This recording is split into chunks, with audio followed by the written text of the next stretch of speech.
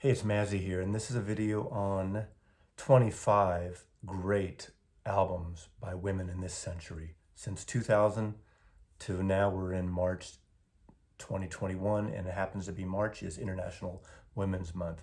So for the next month, I'm going to do a handful of different videos showcasing albums put out by women. I'm going to segment them somewhat, and you'll see as I go along. I'm still kind of working on what I'm going to do. Now, this one, I have my own rules, and my rules are my rules, so enjoy. Again, first of all, my opinion, these aren't necessarily the best ever, but these are records that I actually have in my collection. There's so many records that will probably be missing, so many artists that'll be missing that I just don't have, or I don't have on vinyl. I'm only showing vinyl in this video. I do have some CDs that I decided not to go in that direction for this particular video. Also, I decided to go just for solo artists or primarily solo artists. So these aren't groups featuring 3 or 4 or an entire group of women, and they're not bands fronted by women with maybe 1 or 2 exceptions. So it's really like the artist who put the album out under her name. Also, some of these artists came along in this century, and some started long ago but put out albums in this century. So again, from the year 2000 to the present 2021. Okay, so shall we begin? Now, I don't have them in order of preference. I do have them loosely based in chronological order, starting in 2000 and going to the present time. That's not exact, so don't write letters to your congressman or senator and bitch, or House of Parliament, and wherever you are, depending around the world, and bitch that I have these in the wrong order. So 25 records. I'm throwing a bonus record in only because every friggin' person out there with a decent stereo needs to have this record. I'm not including this in my 25, so I guess if I do, it's 26. This is Diana Krall live in Paris with her quartet. This is recorded in 2002, or it came out in 2002. Recorded by the great pop jazz producer Tommy LaPuma. This is on Verve Records, and it is one of the best sounding live albums you'll ever hear. So if you have a great stereo, you need this record. Beautiful record, jazz, pop. Dinah Krall is a great piano player, a great singer, and just a wonderful, wonderful record. This particular copy my buddy Coleman gave me because he told me I need this record. So it's one of those records that if you like to listen to good sound, it's great, but it's also fantastic music. I'm not quite sure why I'm not including this, because this is kind of the cliche record that you go to a mid to high-end stereo store. It seems like they were always playing this record as a demo, but it's really a beautiful record. So let's kind of get that off at the top of this video. So someone says, hey, didn't include that Diane Krall and live record. So 2000, Stories from the City, Stories from the Sea, this great indie artist, PJ Harvey came out, put this record out. This is a recent, her records are finally getting reissued over the last year into the next couple of years. I would have chosen Let England Shake, which I believe is the album after this, which I love. It's not out on vinyl yet, at least on the reissue program. I prefer that record. This is a great, sexy, powerful indie record. British artist PJ Harvey, incredible record, really love it. Stories from the City, Stories from the Sea, PJ Harvey. Next, my favorite probably is, aside from her second album, Bjork, who was a member of the Sugar Cubes. I did see the Sugar Cubes. I never saw Bjork on her own perform. To me, she's one of the greatest pop, electronic, modern auteurs of the last, 25, 30 years. An amazing artist. Her stuff, her visualization of her music and her album art is stunning. This again is Vespertine. And this is from 2001. Lovely records, electronic, modern. I always want to throw the post-punk. That's like a catch-all phrase, but really a wonderful record. And I have all her albums, so I like them.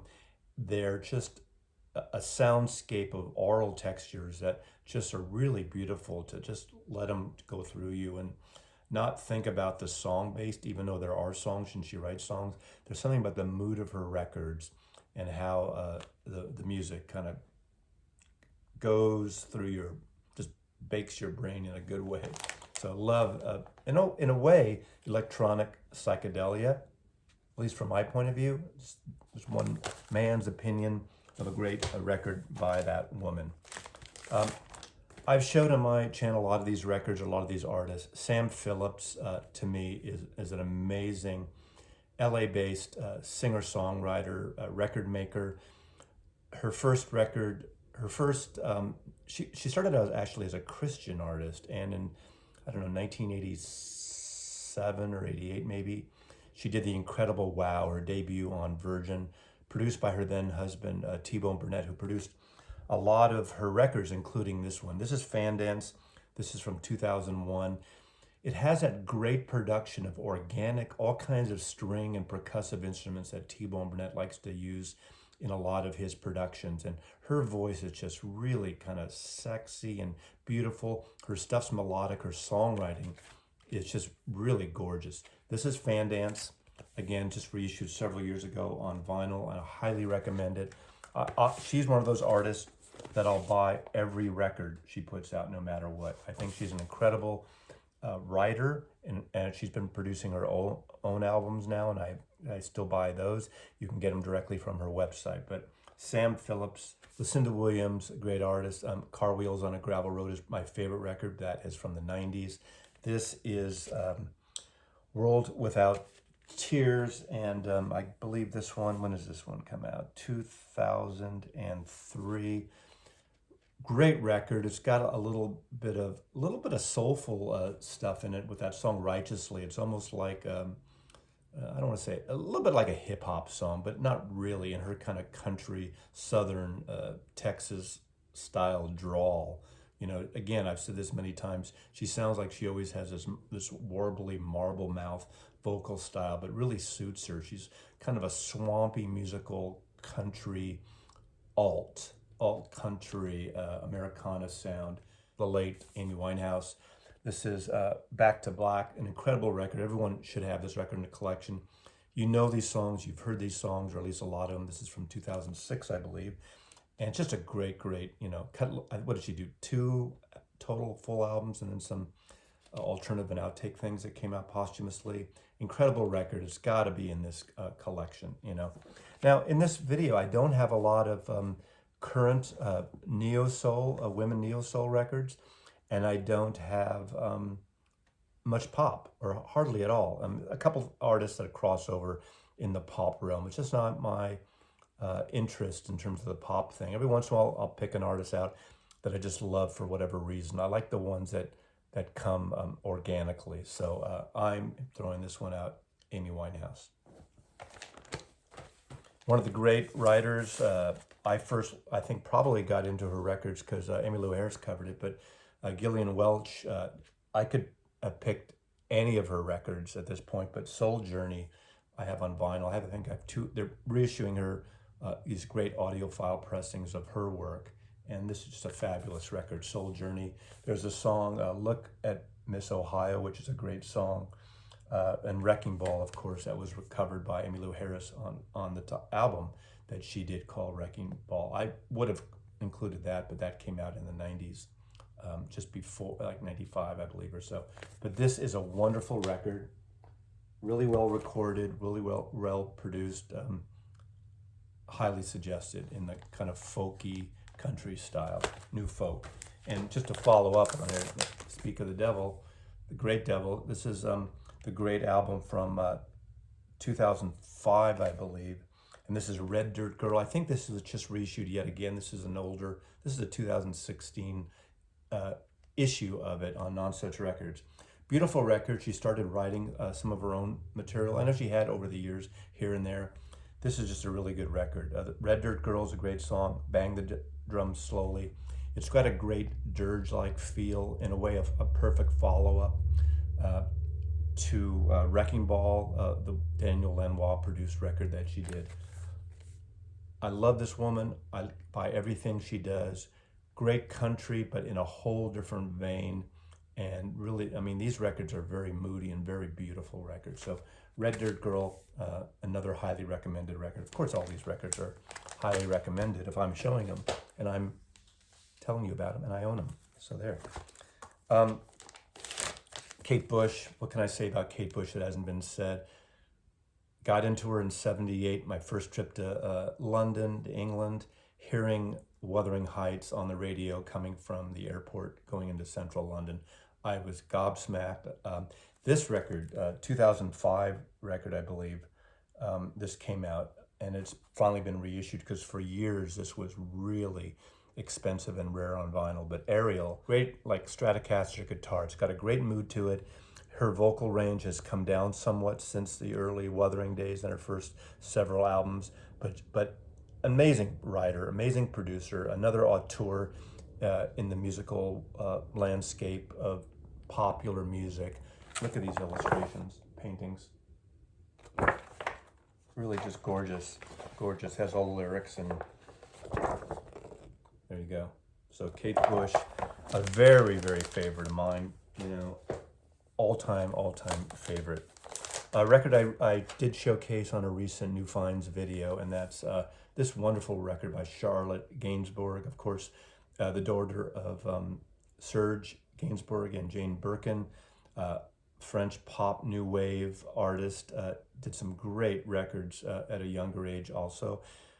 This is a production of Beck, and most of the songs were written by Beck, and he sings on a lot of them with her, a number of them, and it has that Beck feeling of this period. From 2009, this record I think originally came out. Gorgeous record, pop, soulful in that French pop way, if you can call French pop soulful in terms of danceable somewhat, but also moody. Again, like what Beck was doing around this time. Highly recommended record, beautiful record. Charlotte Gainsbourg. Now there's a number of artists here that may that are very indie, very off the grid, off the main grid. A couple I've shown on various videos before, but I know there's a lot of new people watching that may or may not know of this next woman, Scout Niblet. Scout Niblet is an indie. She's an astrologer, and you can actually have your chart done by her. I believe she lives in Portland, Oregon now, but she's from the UK. I saw her 3 times in the late 2000s, several times. Indie artist, she plays the drums, bass, sings, has done some collaborations with Bonnie Prince Billy, but she does a little screaming, she does a little moody music, very lo-fi records. I think Steve Albini worked on some of her records. I'm going to show this just because this is Dinosaur Egg, this great song. This was a Indie 45 she did, which is really great. Dinosaur Egg is a wonderful song. But what's great about on here, she does this cover of Just What I Needed, the Cars song. That is not on this record. I think that is only available on 45. This is 2007. Actually, Dinosaur Egg is on here. Dinosaur Egg is a great, great song. She's very poetic, and her lyrics are very eccentric. But there's something about her that I just fall in love with. I used to play this in my office on CD, some of her music, and my buddy Larry, my late friend who's a drummer, would scream every time because she plays drums like as if a child plays drums. Not on time, sloppy, but there's something really kind of funky and soulful about it in a very lo-fi, childlike manner. In fact, she sounds like a child a little bit when she sings. Not in the Kate Bush vein of that high voice, but she's an amazing artist and a very, very favorite artist of mine. I have all her music on CDs and what I can find on vinyl. I think I have 4 records on LP and a couple singles, and the rest on compact discs. And there you go. If you want your chart done by Scout Niblet, check her out. Not for everybody, but a very, very favorite of mine. Of course, someone now who's very, very seasoned. And, you know, I have her records from the 60s. And the great queen of country music, Loretta Lynn. I picked this record. She's done a few recent records. In fact, there's a brand new one coming out that I have on the way. This is Van Leer Rose. This was produced and put out by Third Man Records, produced by Jack White there. What a great cover photograph. And she's like the queen of country music in so many ways. This is a really beautiful record. It brings her music into the 21st century, but not, synthesizer, keeping it organic, keeping it real. I'm not like Rick Rubin did with Johnny Cash. That's more stripped down, but in a way, taking these artists that it seems like Nashville and the country music hall and scene has sort of let go, and almost like they love their roots, but they don't want to promote their roots or sign their roots or put the music out by the great artists that once were the king of and queens of Nashville. This is a fantastic record, and the last 3 records she's put out in the last decade have been really great. This is 2010. This came out. Fantastic record. Norah Jones, you can't talk about this century without talking about Norah Jones. Of course, her first album I could have picked because it did come out, I think, was it 2000 or 2001? Fly Away With Me, I think it's called. And that changed everything for Blue Note Records. That was possibly the biggest Blue Note record sales ever. Pop jazz, beautiful vocal, beautiful piano player, just a wonderful record. I didn't want to show that, but I think everyone should have that record. It's just easy going. It's beautifully recorded. She happens to be one of the daughters of Ravi Shankar, but she didn't grow up with Ravi Shankar. She grew up in the States. I want to include this. I have this whole box set, Analog Productions, and these are fantastically produced, fantastically pressed audiophile records. And this is interesting just because it's a little different than the rest. It's not as safe. It's produced by Danger Mouse, so it's a little mix of modern hip hop, but it's not, doesn't go there all the way, and it's to me the right balance. So produced by Danger Mouse, who's worked with Jay-Z and a lot of other artists too, just lyrics on the inside. Just a really, really beautiful record. And of course, I mean, come on. Norah Jones. Oh my God, what great cover art. There's something a little wonderful about that type, like sci-fi chiller motion picture movies. Great musicians from the sort of the New York East Village scene, but highly recommended this record. This record's called Little Broken Hearts. Analog Productions version of it. I think these are available individually now. I do have the box set, which is an amazing collection of records by the great Norah Jones. Yoko Ono. Now, this says Yoko Ono Plastic Ono Band, so in essence, it's a rebirth of the Plastic Ono Band, which was kind of an evolving musician thing, and it really never lasted beyond Imagine, and obviously the Yoko albums around that time, Fly, I guess, and but this is organized by Sean Lennon, but a lot of different musicians are on here from that scene and Friends. Nels Cline from Wilco is on here. It's poetic. It's what you would expect from Yoko, intense with some beats and some just post-punk savagery in a way. It's called Take Me to the Land of Hell. What a great cover, right? What a great heroic photo of Yoko Ono. I happen to be a fan. It's an intense album at times. Then it gets into some moody surrealism at times too. But again, I'm a fan of Yoko Ono. This came out, I think, 2013, I believe. So Yoko Ono. I've showed this album countless times, but this is amongst one of my favorite albums of the last 25 years. Joanna Newsom from 2006. This is YS. Nobody knows how to pronounce it. Yes, Wiz. It's YS. Bill Callahan sings on a couple of tracks, who was at the time her boyfriend. Beautiful. She's a high vocal harp player. This album, to me, is a perfect album. If you like her style, if you like her music. It's a folk type album, but harp-based. This has the most beautiful orchestration on here that was produced and arranged the orchestration by Van Dyke Parks, who worked with the Beach Boys and Brian Wilson, and just a lot of great records for Warner Brothers Record, Randy Newman and Ry Cooder, and the whole Warner Brothers late 60s, early 70s scene.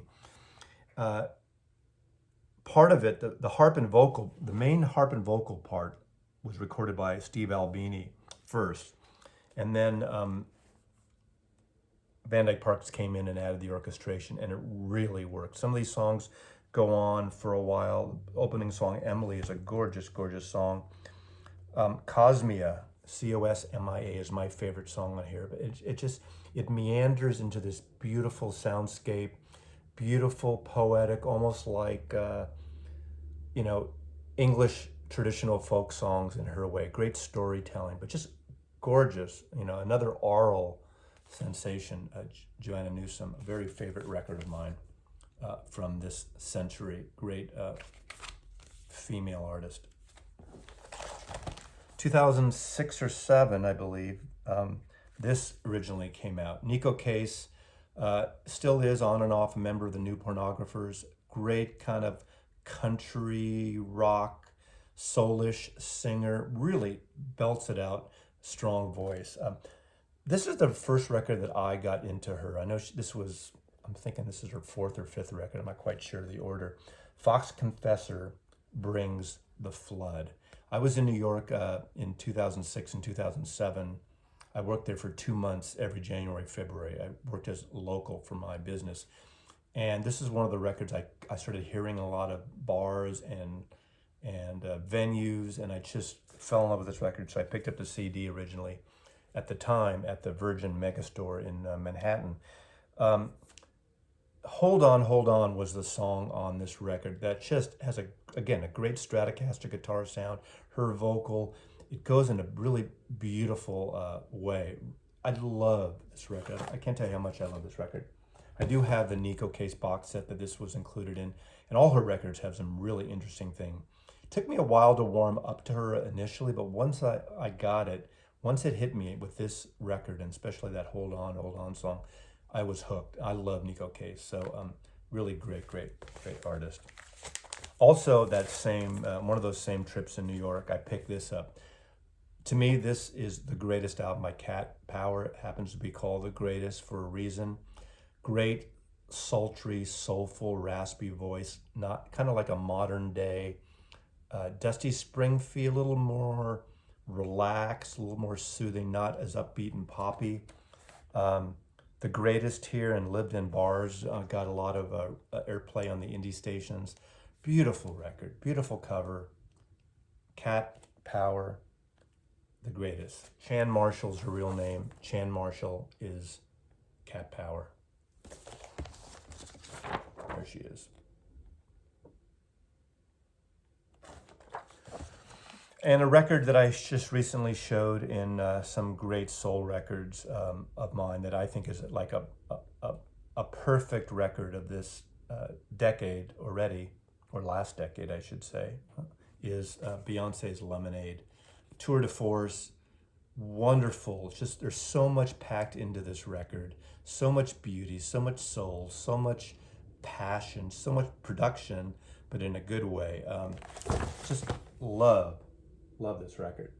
And of course, and I showed before, these beautiful book of wonderful photographs. I mean, so much like a fashion shoot, but why not? I mean, the beautiful work, the beautiful Beyonce, an amazing recording artist, amazing artist.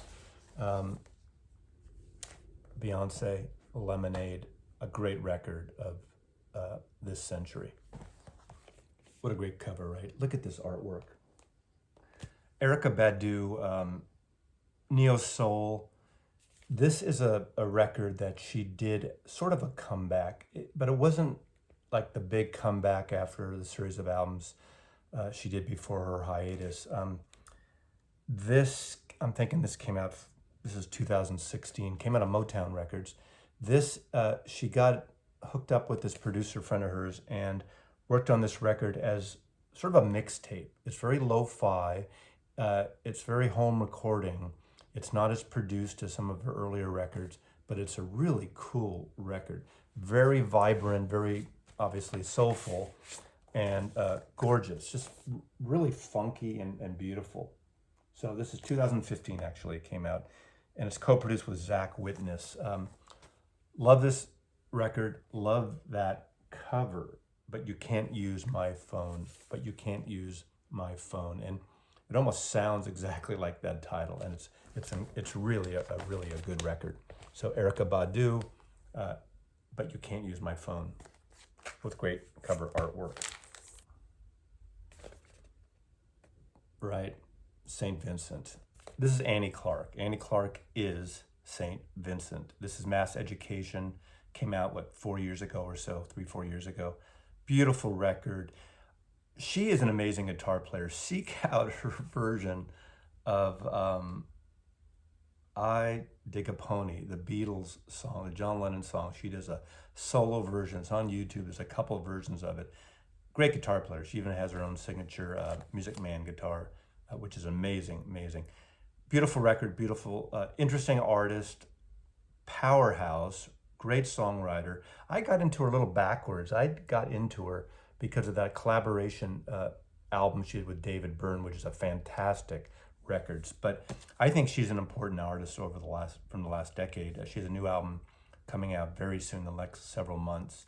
And to me, one of the best albums of the last decade by a woman, by anybody, not just a woman, is the second full-length album by Courtney Barnett, great Australian artist, indie, post-punk, indie, great guitar. But this is a great sounding record. It's thick, it's rock and roll, yet it's not overproduced at all. It's minimal, but there's something about it that just has these. Her lyrics are hysterical. Her lyrics are funny and timely, and she has bite in the right way. And love Courtney Barnett. Great record. This is called Tell Me How You Really Feel, and that's pretty much sums up this record. But the great Courtney Barnett, wonderful. Almost 6 decades of Marianne Faithfull. You know, that young ingenue singing as tears go by. Co-writer of the Rolling Stones' Sister Morphine. She does a great version of that. She had a comeback in the 80s with Broken English, some really kind of throbbing, dancing, post-punk style of music, really great records. Negative Capability. She's done a series of records over the last 20 years that, she gets into Kurt Weill, Bertolt Brecht, lounge, sort of like Berlin style of club records and singing of music. That's really, really great. Almost like on jazz. She's got this like almost shot, intense, deep voice now, which if you like it, just works wonders on her records and really captures just the essence of some of the cover songs she does. This is a cool record called, and again, Negative Capability. This was co-produced or produced by Warren Ellis. Warren Ellis, of course, being part of Nick Cave and the Bad Seed. Nick Cave is on a couple of tracks here. She does do several covers. She does a cover of It's All Over Now, Baby Blue, the Bob Dylan song. But a lot of originals. And of course, she recovers again from all those years ago as Tears Go By, the Rolling Stones song, the Jagger Richards song. She's very, she's got that smoky voice, like she's smoked 6 packs of cigarettes a day for the last 60 years. But an incredible woman, an incredible force in art and music, incredible history. This is an interesting record from this decade. The Staples singers, Mavis Staples has been doing just, a record every 2 years or so in the last, 5, 6, 7 years. She did a record produced by Ry Cooder, did a record produced by Jeff Tweedy, and this one, which is produced by Ben Harper. This is my favorite of the 3. We Get By, social, political, soulful, beautiful record, beautifully produced, and it's just a great record. We Get By is features also Ben Harper on it. So again, a great soul singer, great soul gospel-y singer of Mavis Staples. We Get By. This is on Anti Records, and this came out in 2019, so it's only 2 years old. Highly recommended out of all those records. A record that was a major success. She's a major force. You know, people, a lot of old people that don't listen to her might not get her. Some people think her music is samey. I can see that, but it's samey in a great, moody, sexy, like bedroom style way. And I mean that in terms of late night, sexy. And that's, of course, the album's called Norman fucking Rockwell, and it's Lana Del Rey. Love this record. A lot of stuff going on this record. It's very like pictorial or pastoral of Los Angeles, of the Hollywood scene, of personal despair and urbanness, and very California sounding. It's almost as if she sort of reincarnated as like the songwriter like Warren Zevon. Now, she sounds nothing like Warren Zevon. Her lyrics and her music style is nothing like Warren Zevon. What I mean by that is, to me, Warren Zevon was one of the best songwriters of the dark underbelly of LA in the 1970s. I think she kind of brings that of what's happening now in California, Hollywood. You know, it's not all solely about that kind of stuff, but songs like Hope is a Dangerous Thing for a Woman Like Me to Have, but I Have It. Happiness is a Butterfly. How to Despair, California, Venice. Lana Del Rey's Norman fucking Rockwell. Again, one of the really great female albums of this century. And there's Jenny Lewis. What's interesting about this record is the sound of this record. Jim Keltner plays drums on most of it, and it's got that, there's a certain sound. Jim Keltner is one of the great studio musicians of all time, the great drummers in the 70s, played with John Lennon, George Harrison, Ringo Starr. So many records, Concert for Bangladesh. I mean, he's been on almost more records than almost any other drummer aside from Bill Bruford. That's a joke if you watch my Prague video, but Prague viewers apparently don't have a sense of humor, so sorry if I upset you with that one. But in a way, this sounds like an early John Lennon solo record, the way it's recorded. You know John Lennon's Plastic Ono Band, the minimalism of that? A lot of that reminds me. Now, again, it doesn't sound like that album, but when you hear the production, you hear the piano playing and the drumming on this and the bass. And actually, Ringo plays on a song or two on this record, too. Love this record. Beautiful label. And there's a great series of videos, her like that. But I love this Jenny Lewis record. Really great record. And this is on Warner Brothers Records, Jenny Lewis. This next record just bowled me over when I got it. This record surprised me almost more than any other record in the last several years by an artist I know. When an artist puts out a record that is totally out of their, what you expect from them, what you know of them, it can go either way. You know, a lot of artists from the 60s, 70s, 80s have done this series of, you know, almost seems like cliche now and boring, of let's do a Frank Sinatra record. Let's do a covers jazz record.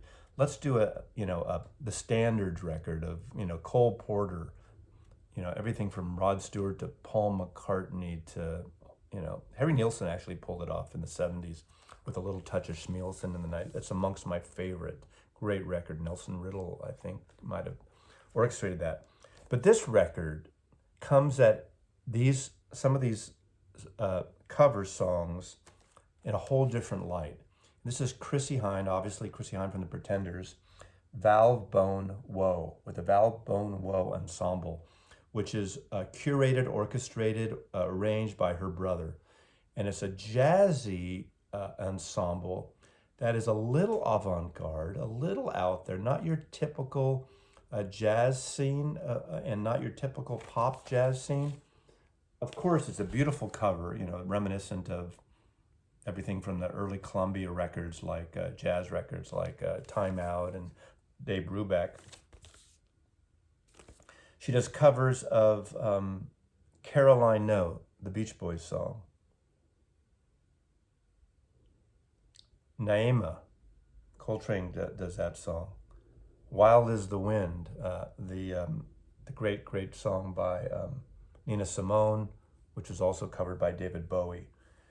And the arrangements are gorgeous. And she pulls it off. Her vocals on this are just incredibly beautiful. Highly recommended. I didn't take this off in my new release now playing section for about a year, and I still pull it out and I play it. I finally filed it away, but I pull it out, and it's just a beautiful recorded record, beautiful moody record. Highly recommended. Chrissy Heine. Going totally in an opposite direction is this record, which is in my top records of I think 2019 on Matador Records, and of course it's Kim Gordon. It's called No Home Record. She sounds angry. It's probably a somewhat of a split up record from Thurston Moore. I'm not quite sure the timing on that, but some of the songs sound like that. Of course, she was a member of Sonic Youth, and it sounds like that. It's an aggressive record. It's a noisy record. It's intense. It's out there, and it's really a cool record. Love this record, but as beautiful as that Chrissy Heine record is, as this is as noisy in a different direction. But if you're in the mood for something like this, I think this is a fantastic record. Obviously, if you like Sonic Youth, you know what I'm talking about. If you don't know her music and you don't know Sonic Youth, tread lightly, carefully. But if you're looking for some adventure and some just intense growl, this is a really a wonderful record from my point of view. Okay, we're winding down to just two more records. These are amongst the best records out in the last year and a half or so by women, from my point of view, because I'm the one talking with the camera in front of me. You're the people watching. You'll have different takes on this, and that's totally fine. Now, if you're counting and keeping score, there's about 25. There's probably a couple more, but whatever. It's Maz, the way I roll here. Billie Eilish's album. She only has, this is her only full-length main album. She has EPs. She had a live Record Store Day EP at Third Man Records, which is great.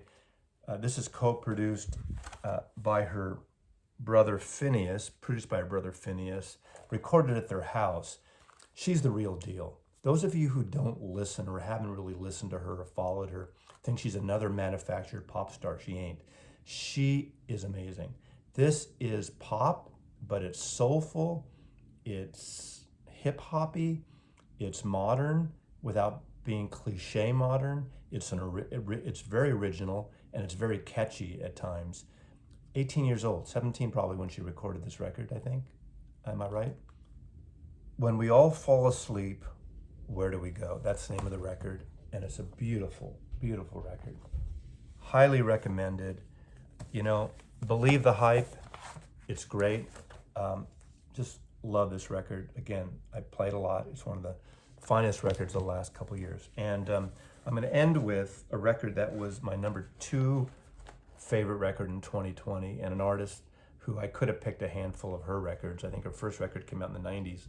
But to me, this is an incredible record. Fetch the Bolt Cutters by Fiona Apple. It's modern. It's rhythmic. It's soulful. It's unique. I want to say jazzy, but that doesn't even define it. It's hard to describe. It's an incredible record. Fiona Apple, Fetch the Bolt Cutters. Really great. So, That's it. 25 or so album by women from this century, from the 21st century. Thanks for watching. It's International Women's Month. Mazzy loves you, and Mazzy loves all the women out there. Take care, everybody.